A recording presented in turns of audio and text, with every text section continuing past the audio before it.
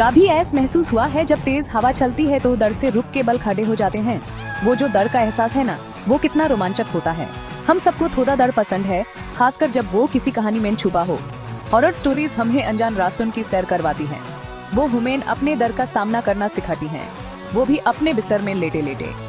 ये कहानियां हमें याद दिलाती हैं कि अंधेरा कितना भी घिना क्यों न हो, उम्मीद की किरण जरूर होती है। बिल्कुल रोलर कोस्टर राइड की तरह, थोड़ा डर और बहुत सारा थ्रिल। एक बार की बात है, एंडी नाम का एक छोटा लड़का था। एंडी को अपने खेलने वाले खिलौने बहुत प्यारे थे, खासकर उसका टेडी बेयर टेडी। एक रात एंडी ने कुछ अजीब देखा। उसके बेडरूम की दीवार पर एक पर्चे हिल रही थी, एक बड़े हाथ की तरह। वो चमक और हिल रही थी, ऐसे जैसे वो खिलौनों की शेल्फ के पीछे से हाथ बढ़ा रही हो। एंडी थोड़ा डरा हुआ था, लेकिन बहुत बहादुर भी था। उसने डिसाइड किया वो इसकी जांच करेगा।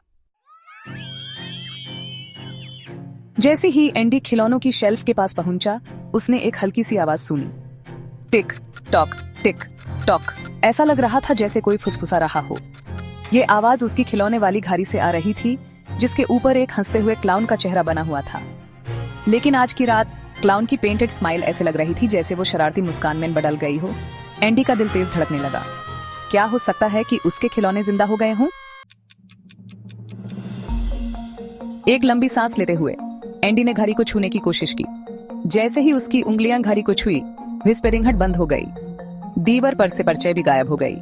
एंडी को तब एहसास हुआ कि उसकी घड़ी की बैटरीज कमजोर हो गई होंगी, जिसके कारण ऐसे अजीब साउंडें आ रही थी और पर्चे भी चमक रही थी। उस दिन से एंडी ने सीखा कि कभी कभी हमारा डर हमारी ही कल्पना होता है। उसने जाना कि अनजान चीजों का सामना करके ही हम जानते हैं कि चीजें इतनी स्केरी बनी नहीं होती जितना हम सोचते हैं।